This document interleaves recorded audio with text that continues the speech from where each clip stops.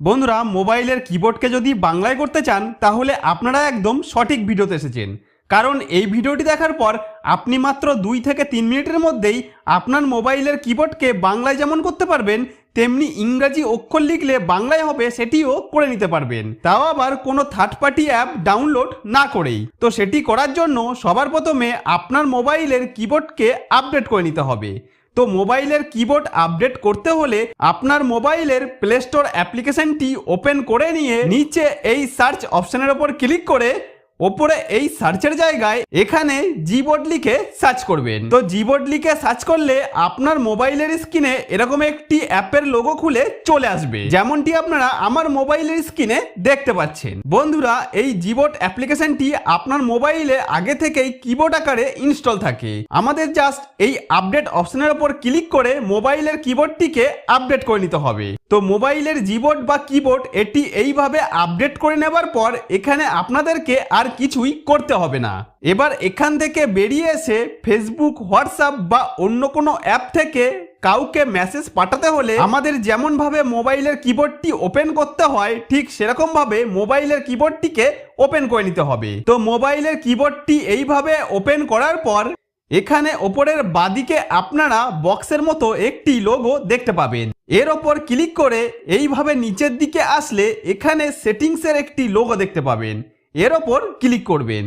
Click করলে আপনার মোবাইলের স্ক্রিনে এরকমভাবে কয়েকটি অপশনের পেজ খুলে চলে আসবে।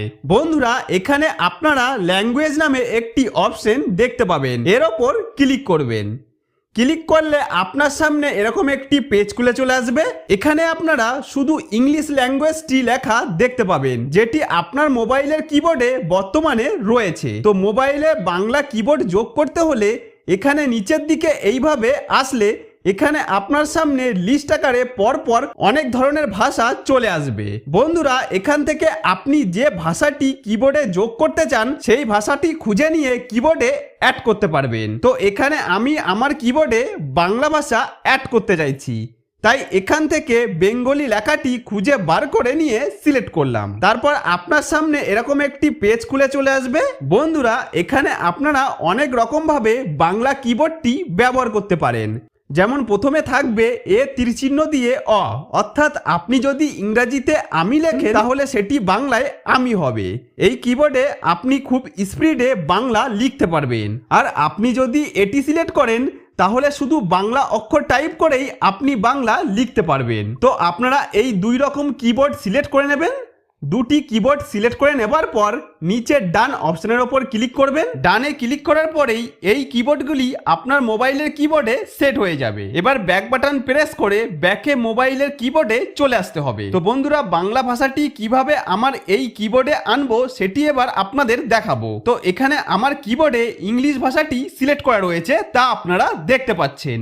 তো বাংলা ভাষাকে এখানে আনতে গেলে আপনারা কিবোর্ডের নিচে স্পেস বাটনের উপর কিছুক্ষণ প্রেস করে ধরলে এরকম আসলে এখান থেকে এ তীরচিহ্ন দিয়ে অ লেখাটি সিলেক্ট করলে কিবোর্ডটি চেঞ্জ হয়ে গিয়ে এটি বিএন হয়ে যাবে। অর্থাৎ এবার আমি ইংরেজিতে বাংলা উচ্চারণে কিছু লিখলে সেটি বাংলা এখানে হয়ে যাবে।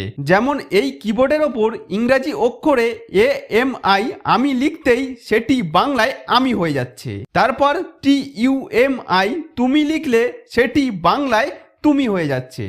এইভাবে আপনারা ইংরেজি অক্ষরে বাংলায় লিখলে সেটি বাংলায় হয়ে যাবে। এবার যেটি আপনারা চান শুধু বাংলা অক্ষরে দিয়েই আপনারা টাইপিং করবেন, সেটি করার জন্য আগের মতো কিবোর্ডের নিচে স্পেস বাটনের ওপর টাচ করে ধরে রাখলে এরকম আসলে এখান থেকে বেঙ্গলি লেখাটি সিলেক্ট করলেই দেখতে পাবেন বাংলা কিবোর্ডটি চলে এসেছে।